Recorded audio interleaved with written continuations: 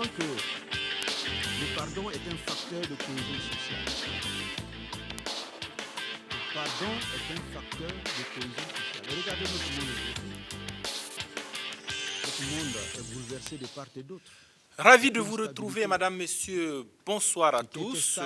Actu Hebdo qui reçoit pour vous ce dimanche un invité que vous connaissez très bien, M. Zéphirin Diabré, qui est le premier responsable de l'Union pour le progrès et le changement, l'UPC. M. Diabré, qui a été plusieurs fois au gouvernement au Burkina Faso, qui a occupé des postes de haute responsabilité à l'international. Monsieur Diabré, bonsoir. Bonsoir.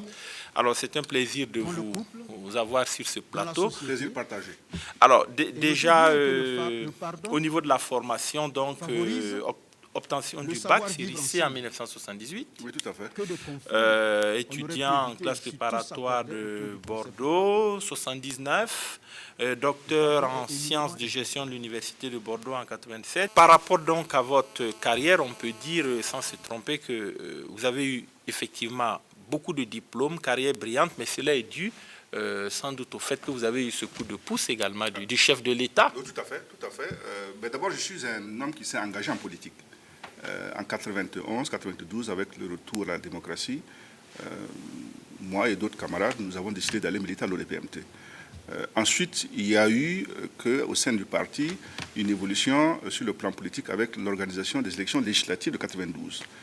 Dans ma province, en tant que jeune politicien, je me suis, comme on dit, arrangé pour pouvoir ravir la tête de liste.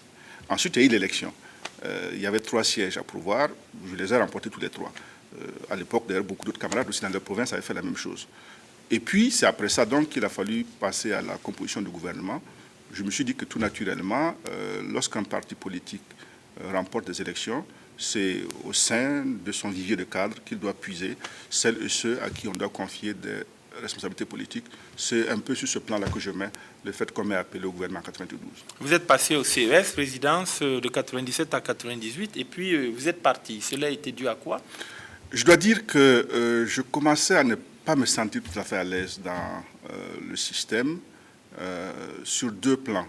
D'abord par rapport au parti lui-même, qui, pour des raisons très spéciales, ne fonctionne pas comme un parti ordinaire. Le problème de l'ODPMT sur du CDP, c'est que c'est un parti qui a été créé à l'intérieur d'un pouvoir qui existait déjà.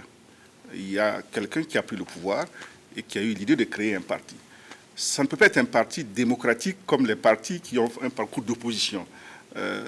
Et dans le fonctionnement quotidien du parti, on sent bien qu'il y a cette question-là qui n'est pas résolue même aujourd'hui. Regardez, récemment, on m'a dit que lors de la réunion sur les questions de jeunesse, on a entendu un certain nombre de responsables se plaindre qu'il n'y avait pas assez de démocratie. Et ça commençait à me poser un problème. Et puis, il y a d'autres aspects liés un peu à la manière dont le pays était gouverné et géré, qui font que ne me sentais pas tout à fait à l'aise. J'avais le choix. Soit me taire, comme d'ailleurs beaucoup le font, en espérant, parce que je veux faire carrière, accepter tout ce qui se passe, ou alors prendre mon courage à 2 mains, comme je n'ai pas la possibilité ni la force de changer les choses, de dire, je prends du recul et je vais faire autre chose. C'est ce que j'ai choisi de faire. Mais quand vous avez cité l'exemple la dernière activité politique du CDP, où effectivement un des responsables a estimé qu'il n'y avait pas suffisamment de démocratie, comme vous le dites, est-ce que ce n'est pas justement la preuve qu'il y a quand même la démocratie, si cette personnalité a eu le courage de s'exprimer publiquement? Pourquoi vous dites le courage? En principe, ça, c'est une chose dont on a besoin de courage pour faire. Il y a une pratique de gestion d'un parti comme celui qui est au pouvoir, qui est en fait un parti clanique. Il y a tout un clan qui est à la tête du parti, qui est le clan qui est en relation avec celui qui a fondé le parti et qui sert de courroie de transmission. Et puis, les autres, je m'excuse de l'expression, mais leur avis n'est pas constamment demandé. Allez vous demander aux militants lambda du CDP combien de fois est-ce qu'on a sollicité son avis sur des questions importantes de son parti. Ça n'existe pas. Ça peut s'expliquer, comme j'ai dit, parce que c'est un parti qui est né à l'intérieur du pouvoir. Ceux qui acceptent ça et qui le veulent, tant mieux pour eux. Nous autres avons estimé qu'on pouvait se passer de ça, ce qui amène d'ailleurs à renoncer à des fonctions éminentes autour desquels certains pensent qu'il y a des avantages qu'on a laissé tomber. Mais c'est ça aussi la conviction et l'engagement. Oui, mais après avoir été plusieurs fois au gouvernement, Oui, ça paraît facile de dire au dernier moment, je m'en vais. On a l'impression que, voilà, on a fini de s'en mettre plein les poches et puis maintenant on peut partir. Ça dirait 4 ans, les deux ministères là, que j'ai occupés, commerce, industrie et mines, économie et financier, croyez-moi, il n'y avait pas à se mettre la poche à l'époque, hein. Il y avait plutôt du travail à faire et j'en ai bavé. Mais je suis très fier du travail que j'ai accompli. Lorsque j'ai quitté le gouvernement, personne ne m'a dit que ce que j'avais fait n'était pas bien. Et j'ajoute que je n'ai jamais entendu quelqu'un mettre en cause mon intégrité dans les 2 fonctions ministérielles éminentes que j'ai occupées. J'ai été ministre du Commerce, de l'Industrie et des Mines, ministre de l'Économie et des Finances. Je mets au défi quiconque que ce soit d'avoir à pouvoir prouver que dans le cadre de ces fonctions-là, j'ai cherché un intérêt particulier au-delà de l'intérêt général.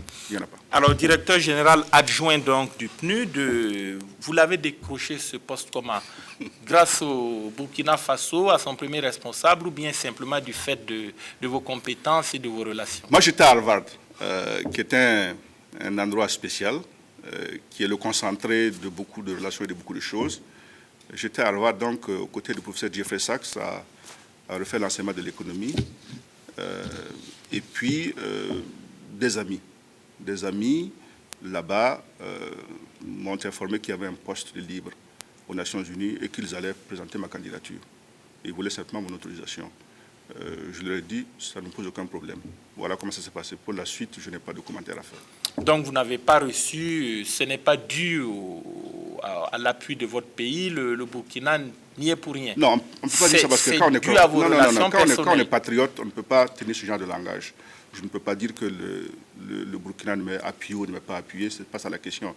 Mais je vous dis que ça s'est passé. Il y a un groupe d'économistes éminents à Harvard qui ont pris ma candidature et qui l'ont apportée au secrétaire général des Nations Unies, que je ne connaissais pas d'ailleurs. Je ne connaissais pas Kofi Annan quand il m'a nommé, en lui disant « Nous pensons que ce monsieur, vu son parcours-là, est la personne indiquée pour pouvoir occuper le poste. Mais je viens d'un pays.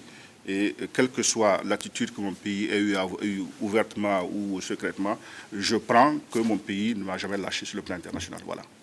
Alors, vous êtes passé donc également à Areva. Tout à fait.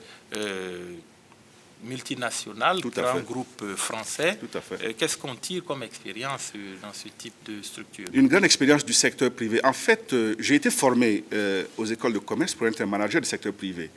Et le détour par le gouvernement était une sorte d'accident, et par la fonction publique internationale. C'était la première fois que j'avais l'occasion d'exercer donc ce que j'ai appris en matière de management dans le cadre d'un grand groupe multinational et à un niveau de responsabilité très élevé.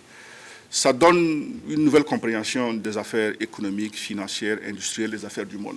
Surtout qu'il s'agit d'un secteur assez spécial, qui est celui du nucléaire, où les enjeux sont quelque peu particuliers, et où on est amené à la fois réfléchir, concevoir, analyser, organiser et prendre des décisions de relations ou de nature quelque peu particulière. J'en ai tiré et j'en tire un enrichissement extraordinaire sur le plan de l'expérience professionnelle. Alors, Areva qui est fortement implanté au Niger, notamment sur les mines d'uranium, Imouraren. Tout à fait. Le Niger... Ça, c'est pas encore avant, il y avait Somaïr, Kominak. Imouraren, ça va venir. C'est un des grands projets du groupe Areva. Tout à fait. Malgré tout, le Niger est très pauvre. Il tire le diable par la queue, comme on le dit. Ça s'explique comment? On a toujours l'impression que ces groupes du type Areva viennent simplement pour ponctionner, piller en griffe et puis repartir. Oui, justement, c'est une illusion optique qu'il faut arrêter d'avoir quand on pense un peu à la présence des groupes miniers, que ce soit Areva ou autre à l'intérieur des pays. Il y a des clauses contractuelles qui vous lient à ces pays-là, qui font que, en termes de participation au capital de la société ou en termes d'action sociétale sur la base des résultats, il y a un certain nombre de choses que l'on fait. Mais ça ne suffit pas à enrichir un pays ou le sortir de la pauvreté, loin de là. Même si Areva était la propriété à 100%, en tout cas les 3 mines là, de l'État du Niger, croyez-moi, les défis sont tellement nombreux qu'il faut beaucoup plus de ressources pour sortir ce pays de la pauvreté. Que gagne le Niger justement dans ce partenariat avec Areva? Est-ce que vous avez une idée de ce que ça leur rapporte? Je ne peux pas vous dire ça, mais il est clair que tous les gouvernements qui se sont succédés, y compris l'actuel, sont restés dans le cadre de clauses contractuelles qu'ils ont révisées. Et s'ils y sont toujours, c'est qu'il y a quand même un avantage. Est-ce que c'est intéressant véritablement? Est-ce que ce n'est pas la portion congrue qui revient aux États africains? Non, il ne peut pas y avoir de portion congrue qui revient aux États africains.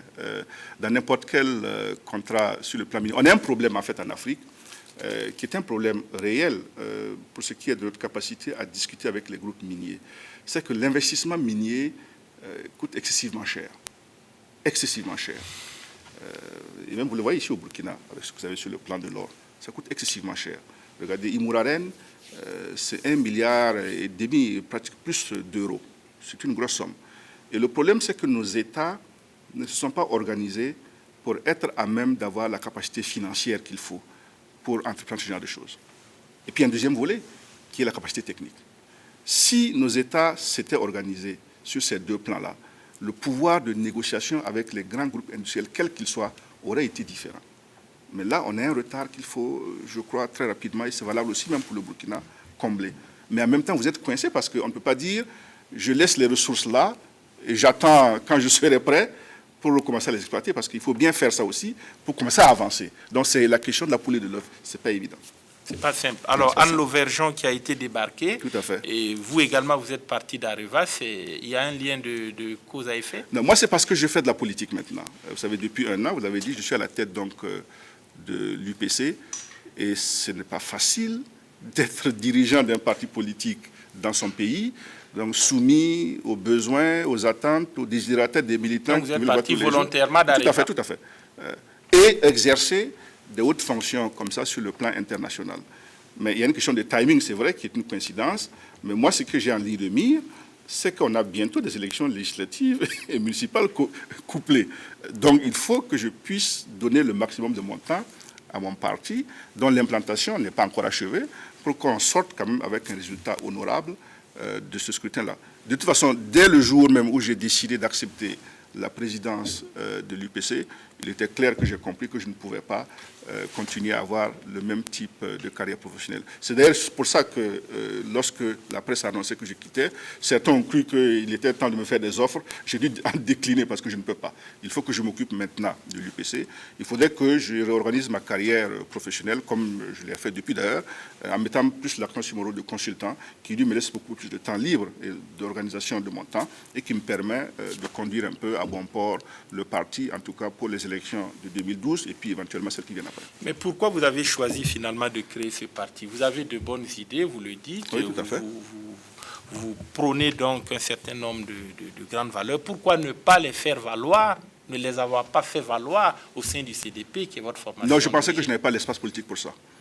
Vous avez été muselé? Non, mais je lis. Est-ce que vous avez fait, il y a eu des tentations? Est-ce que vous avez Non, mais on n'a pas besoin de ça. On n'a pas besoin de ça. On regarde et puis on lit. Et puis on sait ce qu'on peut faire et ce qu'on ne peut pas faire.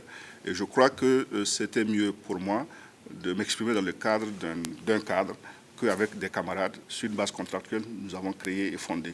Et ça se passe très bien. Donc l'UPC va apporter de manière modeste sa contribution au débat démocratique. Et les idées dont vous pensez, elles ont commencé à être exprimées. Elles l'ont été déjà lors du forum de l'alternance. Vous vous rappelez? Et vous vous rappelez aussi les réactions de quelques pontifs là, en disant oui, mais ça c'était un débat d'intellectuels, l'alternance c'est pas la plus quelque chose des Burkinabés. Si vous relisez les documents du forum de l'alternance, vous allez trouver phrase par phrase et mot pour mot la description à l'avance des choses qui se sont passées dans notre pays cette année. Nous disions notamment que notre pays couvre un malaise profond qui n'attend que quelques incidents pour exploser. On y est. Et la question de l'alternance aujourd'hui, est-ce qu'il y a encore une question qui est plus débattue, discutée, animée que la question de l'alternance? Même des élèves de CM2, quand vous leur parlez de la situation politique, c'est le mot alternance et changement qui leur vient à l'esprit. Donc ça veut dire... Oui, tout à fait. Ça veut dire que donc on avait bien juste. À partir du moment où il y a des élections qui sont organisées de façon régulière depuis 1992 pour les législatives, après le vote de la Constitution, l'alternance se décide dans les urnes. Oui, tout à fait. Est-ce qu'il y a un problème véritablement? Ah, si, il y a un problème. C'est le peuple qui s'exprime. Non, mais tout à fait. Attendez. Bon, il y a deux choses dans cette affaire-là. D'abord, l'UPC, plus que tout autre, a bien dit que l'alternance se décide dans les urnes. C'est une alternance démocratique. Et nous ne souhaitons pas une autre forme d'alternance pour notre pays. Nous ne souhaitons, et nous l'avons dit et redit, quitte à paraître quelque peu utopique ou irréaliste, ou même naïf aux yeux de certains, que nous voulons battre dans les urnes la coalition politique qui nous gouverne. Mais en même temps, vous êtes membre du chef de file de l'opposition Oui, qui a demandé le départ oui, du chef attendez, de l'État. j'arrive à ça, d'accord. Ça, c'est pas dans les urnes. Non, laissez-moi finir d'abord. Donc, je dis que ça, c'est notre credo. Mais notre démocratie ne fonctionne pas comme n'importe quelle démocratie normale. Et ce n'est pas nous qui le disons. Le mécanisme africain pour l'évaluation des pairs que le Burkina Faso lui-même a demandé, a dit quoi? Que c'est une démocratie qui est verrouillée. Ça veut dire qu'elle a l'apparence d'une démocratie quand on regarde les institutions mises en place, quand on regarde son fonctionnement apparent et quand on regarde le jeu de rôle distribué aux uns et aux autres. Mais qu'en réalité, il y a un système subtil et très contraignant de musellement de l'opposition dont la finalité est d'éviter l'alternance. Le jugement, il n'est pas de nous. C'est un jugement international établi par le mécanisme africain pour l'évaluation des pairs. Donc ça veut dire qu'il y a un problème. Mais je reviens à votre deuxième question par rapport maintenant au chef de file de l'opposition, sur lequel du reste j'ai eu à m'expliquer dans la presse, mais à redire 2 fois, ça ne gâte pas. D'abord, pourquoi est-ce que le nom de l'UPC en tant que parti figure dans la liste des partis qui, si l'on peut dire, je n'aime pas employer le mot adhère, mais on fait la déclaration auprès du chef de file d'opposition. Parce que c'est une obligation légale.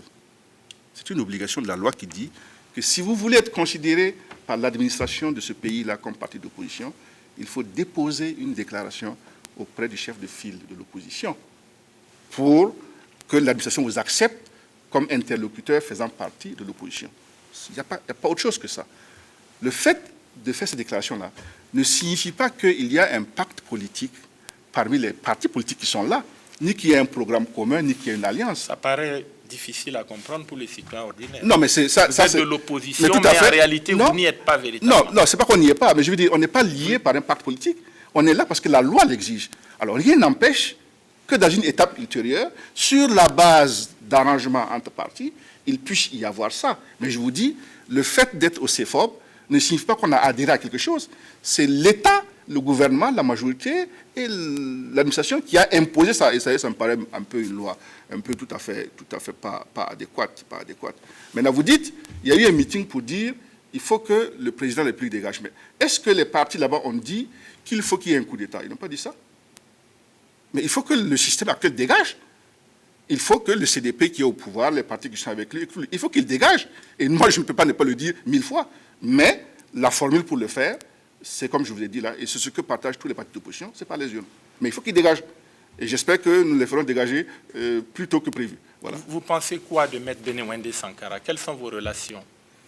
Il est à la tête d'un parti politique de l'opposition. Je n'ai pas de relation particulière et personnelle avec lui, mais j'ai une grande estime pour l'action qu'il mène depuis plusieurs années. Il est l'un des ténors de ce qu'on appelle le courant sankariste. Il a ses convictions que je respecte. Je ne suis pas sankariste. Je n'ai jamais été, même du temps où le CNR était au pouvoir, mais je respecte le choix qu'il a fait. Je n'ai pas de commentaire particulier à faire sur son action. Est-ce que le problème de la démocratie au Burkina n'est pas dû également au fait que cette opposition a du mal justement à s'asseoir autour d'une même table et de discuter? On dit souvent c'est le pouvoir qui muselle, mais est-ce que véritablement le pouvoir peut empêcher des formations de se réunir, de mettre en place un programme commun, de décider par exemple un candidat unique? Est-ce que ce n'est pas la solution finalement? Oui, moi je n'ai pas la religion de ça. Pour une raison qui est très simple. C'est que le fait d'être dans l'opposition ne veut pas dire qu'on est forcément pareil. Les gens ne s'opposent pas pour la même raison. Prenez par exemple le cas d'autres pays. Il y a un exemple qui me vient à l'esprit, mais comme on est quand même en référence souvent avec eux, il faut le citer. Prenez le cas de la France par exemple. Et notre système politique d'ailleurs est fait sur la base du modèle latin. Il y a un parti d'extrême droite qui est dans l'opposition en France aujourd'hui. Non? Qui est le parti de Mme Le Pen. Il y a le Parti socialiste qui est dans l'opposition aussi. Est-ce qu'il vient à quelqu'un l'idée de dire qu'il faut qu'ils se mettent ensemble parce qu'ils sont opposants au système Sarkozy? Non. Le fait d'être opposant à un système ne donne pas l'obligation. Maintenant, pour des raisons de tactique politique ou même d'opportunisme, il peut arriver que l'on souhaite éventuellement unir les forces pour renverser celui qui est en face. Mais là encore, il y a un préalable. Le préalable, c'est lequel? C'est d'abord que chacun des forces politiques-là, de l'opposition, ait une certaine carrure. Si vous ajoutez 1000 zéros, c'est toujours zéro. Donc la priorité pour moi, ce n'est pas l'union pour l'union. La priorité, c'est qu'on on construise des partis d'opposition qui sont implantés et qui ont une certaine force. En Côte d'Ivoire, l'alliance de Henri Konan Bédié et de Alassane Ouattara a permis de battre Laurent Gbagbo. Mais c'est parce qu'eux, deux pris isolément, ils pesaient 20 et quelques déjà aux élections. Si chacun avait fait 2%, ils ont beau s'allier 1000 fois, ça ne mène nulle part. Donc la priorité, c'est là. Oui, mais quand on a des idéologies qui se rencontrent, qui convergent, vous avez donné l'exemple du Front National, qui est de l'extrême droite, c'est ça. et le PS qui est de la gauche, c'est des idéologies totalement différentes, mais quand on a des partis politiques qui se rencontrent sur certains aspects au niveau de l'idéologie et tout ça, pourquoi ne pas mettre en place un Là, vous programme avez commun? raison. Là, effectivement, il y a toute une démarche politique à avoir qui fait en sorte que, et nous, à l'UPC, on est très ouverts à ça, comme nous l'avons proclamé dans notre manifeste et comme nous le disons à chaque réunion que l'occasion nous donne d'organiser, nous sommes prêts, ouverts à des alliances et d'ailleurs nous sommes en discussion avec un certain nombre de partis. Nous sommes un nouveau venus sur la scène politique. Laissez-nous le temps d'avancer. Vous verrez peut-être qu'avec, autour de l'UPC, il y a un certain nombre de convergences qui vont se créer. Alors, justement, vos choix au niveau du développement, c'est quoi? Qu'est-ce que vous proposez de différent de ce qui se passe actuellement pour le Burkina Faso en matière d'éducation, par exemple, ou de santé? Il y a une formule qui résume bien à la fois notre vision de la situation actuelle et ce que nous nous projetons pour l'avenir, c'est que nous parlons d'un développement mieux partagé. Parce que pour nous, l'un des gros problèmes, sinon le plus gros problème de notre Burkina, c'est ça aujourd'hui. Le développement n'est pas bien partagé. On a, depuis un certain nombre d'années, 91 surtout, parce que là, on a commencé les réformes avec le Fonds monétaire et la Banque mondiale, et que donc, contrairement aux autres régimes, on a quand même reçu beaucoup d'argent. Vous voyez, et souvent les gens comparent en disant oui, mais le Burkina a évolué parce que dans les années 60, non, on ne peut pas comparer. Le régime, par exemple, de la Mizana n'a pas reçu le millième des ressources que ce régime a reçu, pour la simple raison que les mécanismes n'existaient pas à l'époque. Pendant 10 ans, le général Garango a fait de l'ajustement sur la base des recettes fiscales intérieures, sans un seul coup de pouce extérieur. Aujourd'hui, on a la Banque mondiale, le Fonds monétaire, on a les banques régionales de développement, BOAD et BAD, toutes banques internationales qui apportent de l'argent et en quantité énorme dans notre pays-là. Donc la comparaison ne tient pas. Ça, c'est une digression. Mais nous estimons qu'il y a dans la conduite de notre développement un certain nombre de choses qui posent problème. D'abord, il faut qu'on s'assure que la question de la lutte contre la pauvreté est vraiment une priorité. On n'est pas très convaincu. On n'est pas très convaincu qu'au-delà du discours, c'est bien cela qui est la préoccupation numéro 1 de nos dirigeants. On a plutôt le sentiment qu'il y a un développement qui se fait de manière séparée où une minorité, pour un certain nombre de raisons diverses, capte l'essentiel de nos ressources au détriment de la grande majorité. Quand vous regardez les chiffres, on vous dit qu'il y a environ 43% des Burkinabés qui sont sous le seuil de pauvreté. Moi, je les situe à environ 50%, au moins la moitié. C'est un problème. Si vous rentrez maintenant dans les domaines sectoriels, la première différence qu'il y a entre nous et eux, c'est que quand on aura 1 franc pour construire une école, on construira vraiment une école. Ça ne servira pas à autre chose. Tout le monde dit la même chose. Oui, mais je suis un parti politique. Vous me demandez ce que je dois dire. Vous ne direz pas le contraire. Non, le rôle d'un opposant, comme je vous l'ai dit, c'est de gérer le ministère de la parole. Jugez-moi. D'abord, aujourd'hui, je ne suis pas en train d'avoir des actes. Comment vous voulez me juger? Donc, je ne peux vous dire ce que je fais ou ce que je pense. Mais pour ce qui me concerne particulièrement et personnellement, j'ai aussi un parcours professionnel. Je ne dis pas que j'ai toutes les qualités, mais les femmes et les hommes avec qui j'ai travaillé peuvent vous dire au moins ce que je sais faire et ce que je ne sais pas faire. Et donc, vous estimez que beaucoup de choses ne vont pas dans le pays. On a quand même ce taux de croissance de 5%, je crois, qui est annoncé par le FMI. Ça signifie que le Burkina Faso se débrouille assez bien malgré ses ressources humaines, ses ressources naturelles limitées, on dirait. Voilà, ça c'est justement le genre d'erreur qu'il ne faut pas commettre. Les taux de croissance en eux... C'est le FMI qui le dit. Non, je sais. On se dit que c'est une structure respectable. Non, elle est très respectable. 5%, quand on compare à 1,5% en France ou en Grande-Bretagne ou aux États-Unis, c'est bon. Mais dans un pays où près de la moitié de la population vit le seuil de pauvreté et où la population augmente de 3,4%, je vous dis, 5% en 30 ans, vous ne faites pas 2 pas. Tout le monde sait que pour des pays de cette structure-là, la seule manière d'avoir un effet significatif sur la pauvreté, c'est de faire une croissance à 2 chiffres pendant au moins 25 ans. La Chine est un exemple patent. Est-ce que le Burkina est en mesure, du fait de ses ressources actuelles, du fait de sa situation, est-ce que le Burkina a le potentiel pour faire un taux de croissance à 2 chiffres? Oui, je crois que oui. Je crois que oui. Mais ça va demander... En faisant quoi? Attendez, ça va demander un certain nombre de réorientations. Nous sommes très prudents, aussi dans la manière dont nous disons en public nos recettes et nos solutions. Mais il y a, pour parler de manière voilée un peu, il est clair que le schéma de développement qu'on a actuellement là, secteur primaire, secteur secondaire, secteur tertiaire là, quand vous regardez l'équilibre là, il y a un gros questionnement qu'il faut se poser, qui est de finalement, quelle est la vocation économique de ce pays-là? On a lu dans tous les bouquins de géographie, et on a entendu tous nos professeurs nous dire, et on l'a vu répéter dans beaucoup de dossiers ou de documents, y compris faits par la Banque et le Fonds, que la base, c'est l'agriculture, etc., etc. Ça pose problème. Il y a des gens qui pensent que, vu un certain nombre de choses, situation géographique, niveau des ressources, profil du Burkinabé, il y a peut-être d'autres axes de développement qu'il faut choisir. Le Burkinabé est réputé travailleur, justement, à l'agriculture. Justement. Mais il est réputé aussi travailleur dans beaucoup d'autres domaines. Et quand on est dans une économie mondiale, il faut avoir sa niche. L'agriculture, on peut la faire pour nourrir nos populations. On peut exporter de temps en temps du coton. Mais vous savez, quand on est dans un pays sahélien, on ne fera jamais en matière d'exploitation agricole plus qu'un pays côtier comme la Côte d'Ivoire, ou le Togo, ou le Bénin. Mais à contrario, il y a des domaines où on peut éventuellement... Et par exemple, je vous le dis comme ça, mais nos économies sont en train de travailler dessus. Certains pensent que les services, un certain nombre de services... Lesquels, par exemple? Non, mais ça, je ne dirai pas dans le détail. Je vous dis, nous, on ne va pas... Vous ne voulez pas révéler, non, pas du tout. Non. Les banques, peut-être? Non. Les assurances? Non, vous me poussez. Nous, on a des idées, les autres n'en ont pas. Et je n'ai pas l'intention, en parlant ici, que demain, on nous vole nos idées. Voilà. Mais je vous dis, est-ce que la vocation économique de ce pays-là, c'est développée par l'agriculture, par l'industrie ou par les services? Moi, je pose la question. Nous réfléchissons là-dessus. Vous réfléchissez, vous dites que véritablement, ce n'est certainement pas l'agriculture qui va permettre de sortir. Je ne sais pas, c'est une hypothèse. Ça, c'est une grosse, oui. C'est une grosse différence. C'est une grosse différence par rapport aux autres partis tout politiques. Tout à fait. Vous n'avez pas peur d'avoir le monde paysan Non. Quand on dit ça, il faut comprendre. C'est quand même lui l'électorat. Non, on n'a pas dit... Non, il faut comprendre. Il faut comprendre.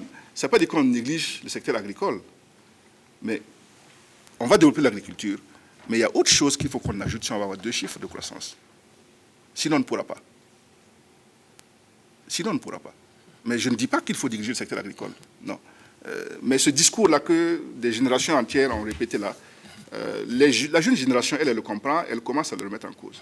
Et si on ne s'organise pas, mais ça a des implications importantes, y compris dans la formation des gens. Qu'est-ce qui a fait la croissance et le développement de la Chine aujourd'hui, au cours des 30 dernières années? C'est l'exportation de produits informatiques. C'est ça qui a fait la croissance de la Chine. C'est ça qui lui a permis, en 30 ans, de passer du stade où il était, qui était pratiquement l'autre là, au stade où il est aujourd'hui. Là, c'est de l'industrie. Oui, tout à fait. Il faut avoir de la ressource humaine qualifiée. Ça se prépare sur des dizaines et des dizaines d'années. Oui, mais justement, on parle d'économie. Il faut avoir de l'énergie. Oui, mais même un pays comme le Burkina n'a pas de ressources énergétiques. L'électricité qui coûte extrêmement cher. Moi, je vous parle de la Chine. Je n'ai pas dit que c'est ce qu'on va faire. Je vous donne un exemple. Je dis la Chine a choisi son axe. Qu'est-ce qui a fait le développement de Singapour? D'ailleurs, qui a été inspiré par un consultant du PNUD qui était là dans les années 60, quand le Singapour, qui était même pas la moitié de Ouagadougou, n'avait même pas de l'eau pour donner à ses populations. C'est les services. Un exemple. Vous voyez? Donc la Chine, c'est l'industrie électronique. Singapour, c'est les services. Chaque pays a besoin comme ça d'une niche. Nous, je ne vois pas ça encore venir. Et vous voyez, ça m'étonne quand j'entends dire « Ah, il faut qu'on soit un pays émergent 2015, 2020 ». C'est quand même dit par le chef de l'État. Mais quand vous regardez les accords signés dans les documents avec la Banque et le Fonds, on vous dit taux de croissance prévu 5-6%. Mais tout le monde sait qu'on ne peut pas devenir un pays émergent, même à l'horizon 3000 ans, en faisant 5% de croissance. Si on nous disait, voilà, on veut être un pays émergent, mais on vise 15% de croissance, là, je vous dis, en 2020, on y sera. Mais il y a une contradiction que je ne comprends pas. Alors, par rapport donc au Burkina Faso, on a l'or. Qu'est-ce que vous pensez de ce choix? L'or qui supplante le coton depuis un certain nombre. Oui, parce qu'on a une envolée des cours on a une fenêtre de tir. Vous voyez, on a des fenêtres comme ça de tir. Il faut prier Dieu que ça dure. On en avait eu comme ça au début des années 90, mais malheureusement, ils sont repartis.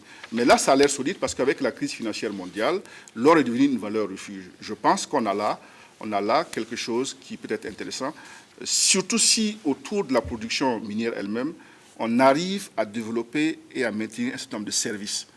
Le problème, c'est que l'industrie minière, elle est dévoreuse de capitaux, mais elle ne crée pas énormément d'emplois. Tout le monde sait ça. Dans le secteur secondaire, c'est surtout l'industrie manufacturière qui crée beaucoup d'emplois. Or, on a quand même un problème avec notre jeunesse, qui est formée, qui va à l'école, qui apprend des choses, mais qui, après la maîtrise, la plupart de nos jeunes sont obligés de rester chez leurs parents jusqu'à 30 ans parce qu'ils n'arrivent pas à avoir un emploi. Et ça, c'est un gros défi. La meilleure économie qu'on puisse faire pour ce pays-là, c'est d'abord une économie qui va donner du travail à tous ces gens qu'on forme. On construit l'économie et la formation des hommes de manière symbiosée. On ne peut pas avoir une économie qui va dans un sens et puis on forme les hommes dans l'autre sens. Or, apparemment, c'est ce que nous sommes en train de faire. La formation de nos hommes-là ne repose pas sur une vision économique. Vous voyez. Et ça, nous sommes en train de le payer très cher. Et j'ai bien peur qu'on le paye encore beaucoup plus cher demain. Est-ce que ce n'est pas un peu dû également aux grandes directives des institutions de Bretton Woods dans lesquelles nos pays étaient engagés depuis Non, pas du tout. plusieurs Ça années? n'a absolument rien à voir. Il n'y a pas de lien? Non, pas du tout. Le choix des profils de formation, personne n'a jamais remis ça en cause. J'ai fait partie, moi, de toutes les discussions avec la Banque mondiale et le fonds au début du programme. Là n'est pas la question. L'éducation n'a pas toujours été considérée comme des priorités Si.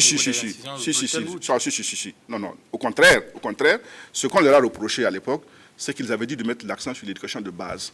Ils estimaient que la formation supérieure, c'était pas... non, c'est pas qu'ils estimaient, mais ils se disaient de toute façon, le plus intéressant quand on n'a pas d'argent, c'est au moins qu'il y ait le maximum, c'est en termes d'égalité, le maximum aille à l'école. Et qu'il est quand même mieux que le maximum aille à l'école, un peu, qu'il y ait une minorité qui aille loin. Est-ce qu'on peut faire comme la Chine, comme Singapour, si véritablement on ne met pas l'accent sur la recherche scientifique, sur l'enseignement supérieur? C'est ce que Bretton Woods trouvait un peu onéreux pour les États africains. Parce que nos budgets à l'époque ne le permettent pas. Mais aujourd'hui, je pense qu'on a quand même des marges financières qui permettent de faire ça. Et moi, je suis un peu déçu par la manière dont ce gouvernement traite un peu l'enseignement supérieur. Les gens ne savent pas ce que c'est qu'avoir étudié pendant 7 ans, avoir fait un doctorat et venir enseigner des femmes et des hommes qui sont la quintessence en termes de capacité de ce pays demain. Quand on ne l'a pas fait, on ne sait pas ce que ça constitue comme apport. Mais j'ai comme le sentiment qu'il y a une sorte de considération complexée de ce monde en disant, de toute façon, ils passent leur temps à bavarder. Non, la priorité des priorités pour l'UPC, c'est l'éducation. Même avant la santé, c'est l'éducation. Parce que quand on est bien élevé, bien éduqué, les questions de santé, on les règle. Si on n'a pas une formation de nos élites qui soit correcte, il n'y a absolument aucune chance qu'on puisse avoir de ce pays-là une chance de devenir un pays émergent. On n'ira nulle part. Alors, côté donc industrie, c'est un des domaines que vous connaissez. On voit que le Burkina essaie de soutenir certaines unités. On a vu, par exemple, le gouvernement s'investir au niveau de d'Afani, l'usine à l'ouest du Burkina qui produit des jus. On a vu le Premier ministre Tiao donc se rendre sur le site de l'Asso pour dire que le gouvernement essaierait d'appuyer pour que cette grande unité qui est déjà en liquidation ne tombe pas définitivement. Qu'est-ce que vous pensez de ces options? Ce n'est pas la même chose. Alors, il ne faut pas mélanger les deux questions. Dafani est la première unité que j'ai vue naître ici depuis plusieurs années, longtemps après Savannah, qui s'est donné pour vocation de transformer nos jus. C'est quand même une activité à la fois sérieuse, qui peut être rentable. On a dans la région d'Orodara des tonnes et des tonnes de mangue et d'autres choses qui pourrissent à longueur d'année. Donc, ça me paraît justifié que l'État, d'une certaine manière, puisse apporter son concours. Mais cela dit, n'oublions pas qu'il s'agit d'une entreprise privée et que donc les biens de l'État ne doivent pas être utilisés de manière non considérée dès lors qu'il s'agit de mettre le doigt dans une entreprise privée. L'État a des mécanismes pour cela, mais je pense que pour ce qui est... Il y a un fonds de soutien. Voilà, tout à fait. Là, ça peut se faire. Pour le cas de Bras Faso, je ne connais pas bien le projet. Mais ce qui m'a tiqué, c'est que j'ai lu dans la presse que des avocats, des créanciers de Bras Faso, se sont émus du fait qu'il y ait une visite du Premier ministre alors qu'une procédure judiciaire de liquidation est engagée. Là, il y a problème. Il y a là une interférence dans une décision de justice. le gouvernement est là depuis longtemps, même si ce n'est pas le même Premier ministre, le projet est là depuis longtemps. Je crois savoir, mais vous savez, je ne connais pas le fond du dossier, que de l'argent public a été investi là-bas. On me dit que de l'argent de la CNSS a été mis là-bas. D'ailleurs, au passage, ce n'est pas la vocation de la CNSS. C'est des prêts. Oui, non, mais ce n'est même pas la vocation de la CNSS. Ça, ce n'est pas normal. Le rôle de la Caisse nationale de sécurité sociale n'est pas de faire des prêts au privé. Ce n'est pas son rôle. Si l'État veut faire des prêts au privé, il crée une structure. La CNSS gère de l'argent qui sert pour payer les retraites de vous et de moi et d'autres personnes. Et ça, ce n'est pas bon.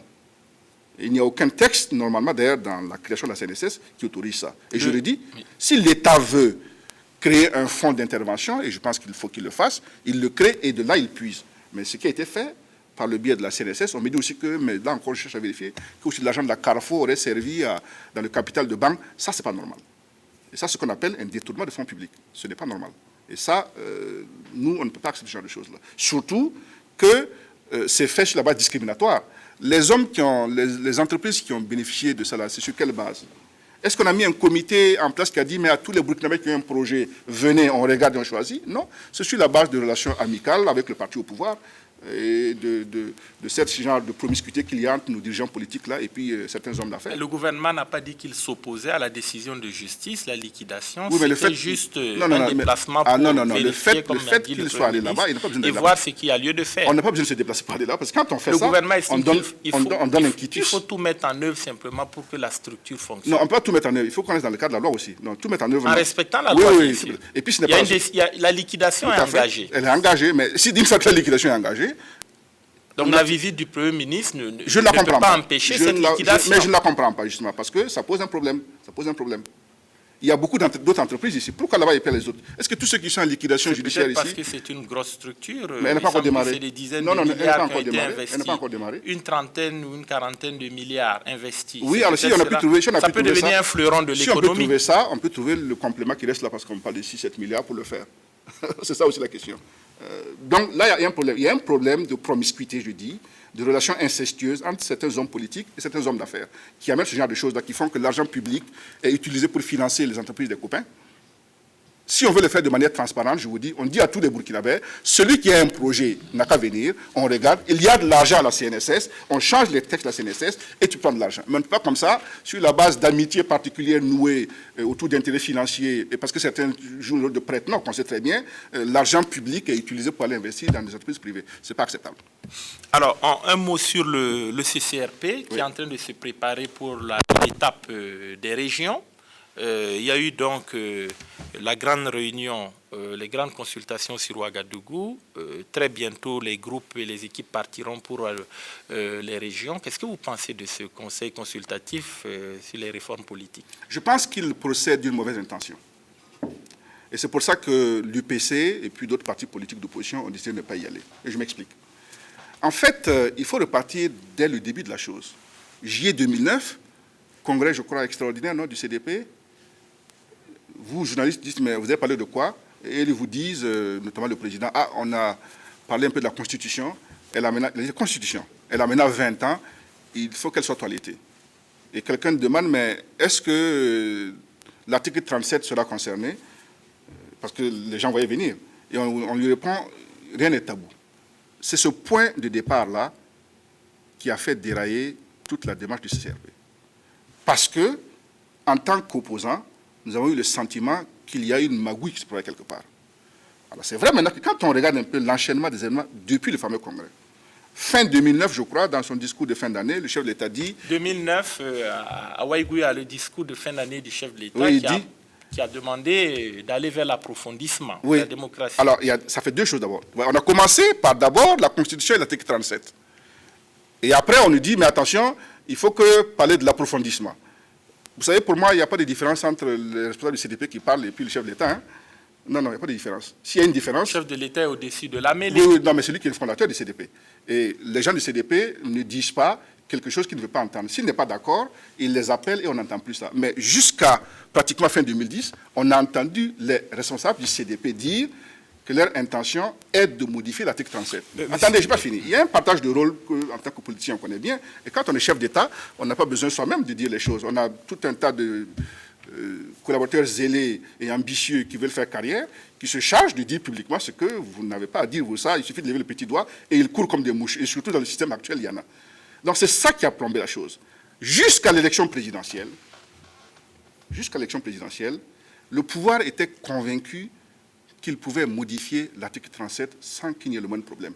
Et ils le disent eux-mêmes, parce qu'ils disent en face l'opposition est faible, donc ça se passera comme il est à la poste. Ils le disent ici, et ils le disent à des visiteurs étrangers qui leur rendent visite. C'est ça qui a créé une suspicion sur le CCRP.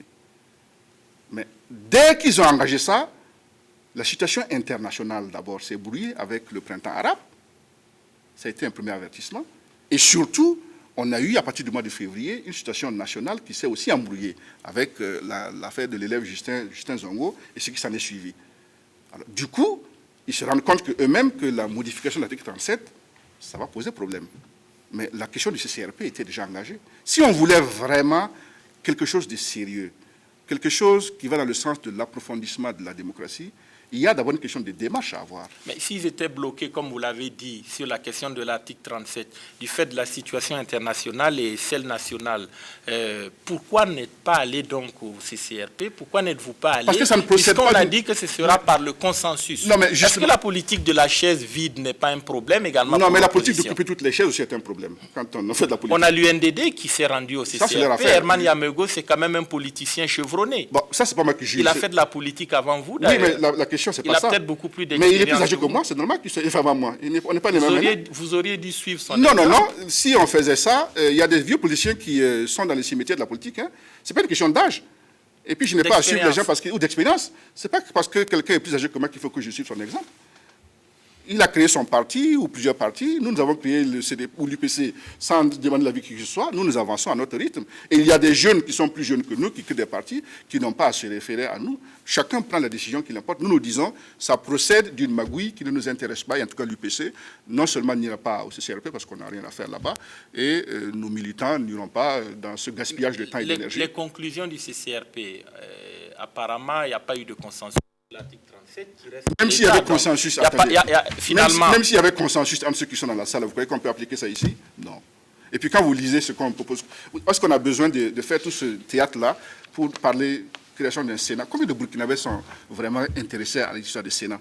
À part des politiciens vieillots de Ouagadougou qui ne savent pas quoi devenir demain, aller dans les campagnes, dans les jeux et demander si c'est le Sénat qui est la priorité qu'ils ont à l'esprit. Il n'y a pas que le Sénat, il y a beaucoup d'autres structures. Il y a quoi d'autre? Quelle structure? Il y a beaucoup d'autres décisions qui ont été prises. Mais je les ai ici. Qu'est-ce qu'il y a quoi comme qui n'est pas été déjà discuté par le comité de conseil des sages? Et soit dit en passant, le conseil des sages là, qui a travaillé là, après l'affaire Norbert Zongo, est-ce qu'on a appliqué ces résolutions et ces recommandations? Non. Donc pourquoi encore créer une nouvelle structure? Il fallait d'abord commencer par ça pour montrer sa bonne volonté. C'est un théâtre qui ne nous intéresse pas et nous, on n'ira pas à ça. Donc, pas question d'aller aux assises, aux régions. Ça n'apporte rien. Qu'ils décident ce qu'ils veulent, qu'ils aient leur consensus.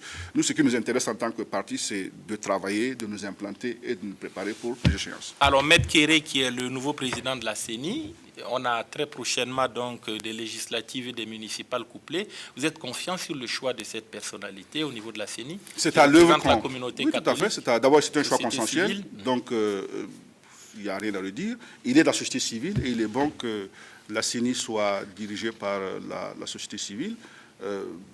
À titre personnel, je le connais depuis le temps où nous étions étudiants, notamment à Bordeaux. J'ai une grande estime pour lui. Bon, maintenant, c'est à lui de montrer par les actes qu'il va prendre et la manière dont il va conduire la CENI qu'il a été digne de la confiance qui a été placée en lui. Alors, on vous a vu donc fustiger les choix diplomatiques du Burkina Faso.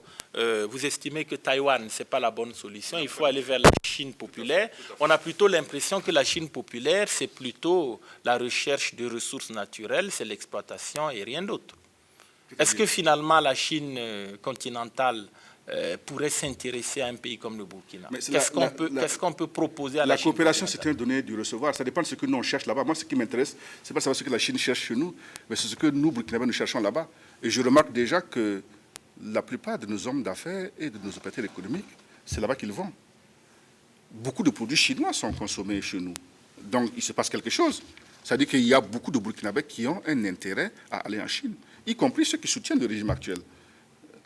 Donc, si c'est comme ça, et si, comme on dit, les peuples n'ont pas d'amis mais d'intérêts, quel intérêt on a à aller à Taïwan? Les intérêts du Burkina par rapport à Taïwan sont quand même importants. Moi, on a la production risicole, on a la pisciculture, on a le domaine médical, on a des scanners qui sont installés par exemple à Koudougou, à Kaya, on a le nouvel hôpital ultra moderne. C'est quand même des acquis importants de la Chine. C'est important. Taïwan. Si eux peuvent faire ça, d'autres peuvent le faire mieux. Et peut-être que la Chine peut le faire mieux. Parlant par exemple du riz. La production risicole. Qui a commencé ça ici? C'est la Chine continentale, mais l'un n'empêche pas l'autre. Oui, mais alors, donc, justement, ça veut dire qu'il n'y a pas d'exclusivité. Je veux dire, quand on regarde aujourd'hui le poids de la Chine dans les affaires mondiales, c'est quand même aussi un membre du Conseil de sécurité des Nations Unies, quand on regarde les opportunités économiques, surtout pour les Burkinabés, ce qui m'intéresse, s'il n'y a pas d'autres considérations, c'est peut-être là qu'il faut aller. Alors la Chine continentale, qui n'est pas très regardante sur les questions de droits de l'homme, justement, et de démocratie, ça ne vous paraît pas curieux que votre parti finalement veuille s'allier à un tel pays? Non, on ne s'allie pas à un tel pays, on fait preuve de réalisme. Le Burkina Faso a des relations avec beaucoup de pays où les questions des droits de l'homme ne sont pas très regardées. Hein. Non. La Libye de Kadhafi a été très regardante sur les questions des droits de l'homme, y compris celles de nos compatriotes travailleurs immigrés là-bas. Pourtant, c'était un grand ami du Burkina Faso. Donc, si on veut mettre ces considérations en place, on ne parle pas beaucoup de monde à travers le monde. Alors, vous avez également abordé le fait que certains diplomates, certaines nominations au niveau des ambassadeurs ne se font pas dans le cercle des professionnels de la diplomatie. Est-ce que véritablement c'est un problème? C'est un problème. Quand on voit M. Djibril Bassolé, par exemple, qui a réussi un certain nombre de grands coups au niveau de la diplomatie, et quand on voit M. Badini, qui a contribué à faciliter la résolution de la question en Côte d'Ivoire, est-ce que vraiment on a besoin des diplomates pour aller sur ces différents fronts? Attendez, c'est très grave. C'est comme si vous me dites qu'on n'a pas besoin d'être journaliste pour venir faire ce que vous faites ici. On n'exclut pas. Oui, justement.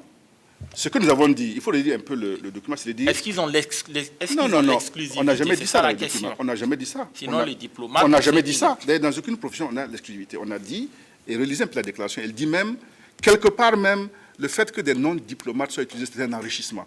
Mais ce qui pose problème, et je relis la phrase, c'est lorsque, d'exception, elle devient la règle. Sur 20 et quelques ambassadeurs, il n'y a que 5 qui sont issus du corps. C'est là que ça devient un problème. C'est comme si ici, sur 25 journalistes là qui travaillent, finalement, il n'y a que 5 journalistes vraiment et que les autres viennent de l'extérieur. Ça ne vous pose pas un problème, ça? Qu'il y en ait 1 ou 2, 3, 4, 5, quelque part par là, oui, parce que c'est ça le brassage. Mais c'est ce qui se passe sur le côté inverse.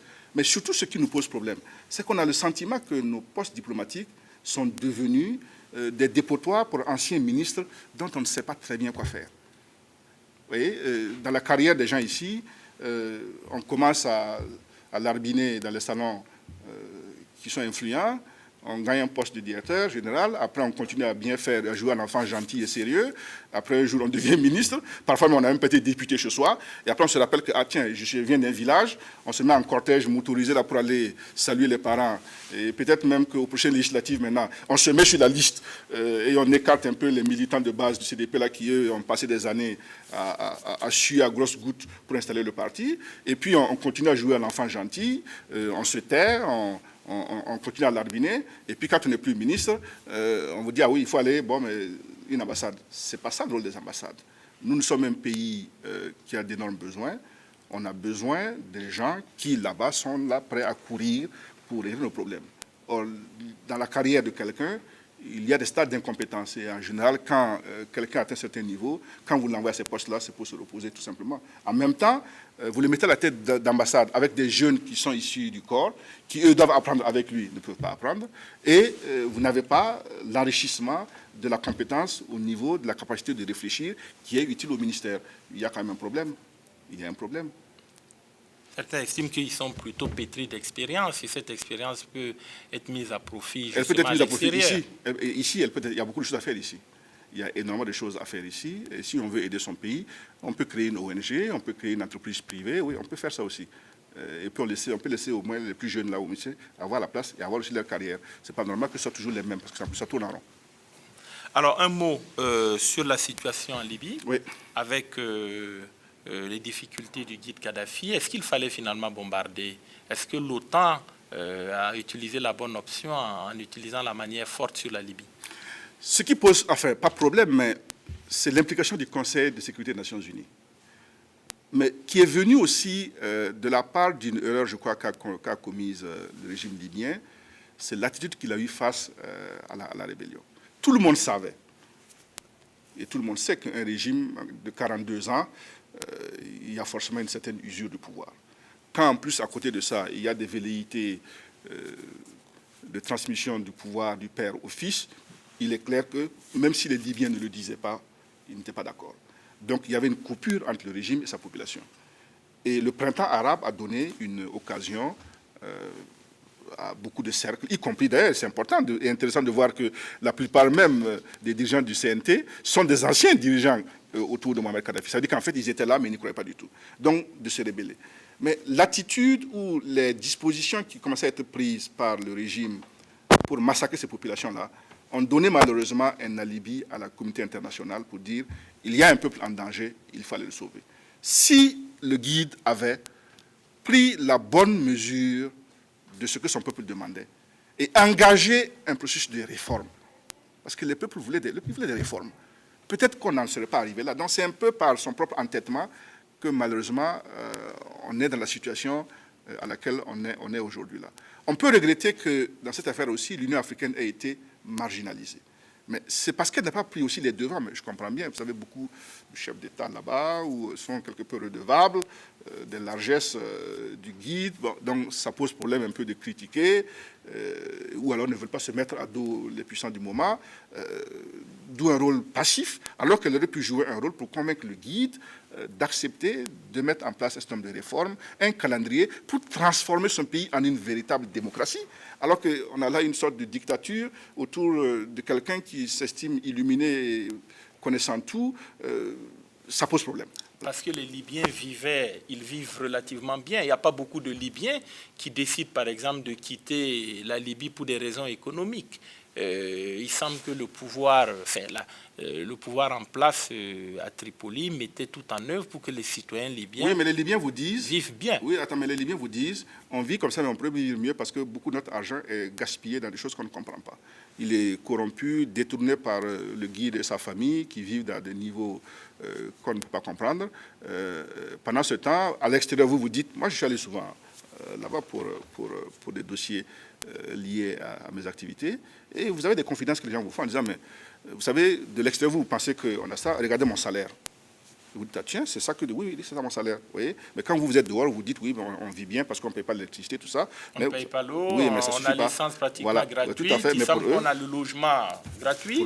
Pour eux, ça ne suffit pas, ça ne suffit pas. Et les gens estiment que leur pays a des potentialités qui auraient pu leur permettre d'avoir mieux. Et puis, de toute façon, les peuples, vous savez, et ils ont raison, ils demandent toujours plus. Ils estiment d'abord que ce n'est pas fait au hasard, c'est fait parce que leur pays a des ressources pétrolières énormes. Et que donc tous les gouvernements responsables qui viendraient là feraient plus, mais sinon même mieux que ce que le guide et sa famille et son clan ont fait pendant 42 ans. Alors, la Côte d'Ivoire, on va terminer avec ce dossier. Alassane Ouattara qui a des difficultés, le Front populaire ivoirien qui a claqué la porte à la CUI, la commission électorale indépendante, qui estime qu'il faut libérer Laurent Gbagbo avant de parler de réconciliation. Quel est votre avis? Il faut dialoguer. Je ne connais pas les détails du dossier. D'abord, commençons par le commencement comme il se doit. Notre parti a salué l'avènement du docteur Alassane Ouattara à la tête de la Côte d'Ivoire et l'a décrit comme étant le type d'alternance que nous voulons. Vous savez, son cas est quelque peu particulier. D'abord, il a battu un régime en place dont on nous disait qu'il avait des moyens financiers colossaux et immenses. Ça n'a pas empêché qu'il soit battu à plate couture. Comme quoi, même quand on a des milliards, si le peuple veut le changement, il arrive là. Et deuxièmement, lui-même est quand même quelqu'un qui a cristallisé à un moment donné la classe politique et l'ensemble de la population de Côte d'Ivoire. On a développé autour de Alassane Ouattara des thèmes les plus inimaginables. Ivoirité, moussi, étranger. Il n'y a pas pire insulte qu'on peut faire à un homme politique. Mais il est remarquable que les Ivoiriens, malgré tout ça, n'aient pas cédé à ces sirènes-là et aient quand même choisi de lui confier le destin de leur pays, sans doute parce qu'ils pensent qu'il est le plus capable de faire ça.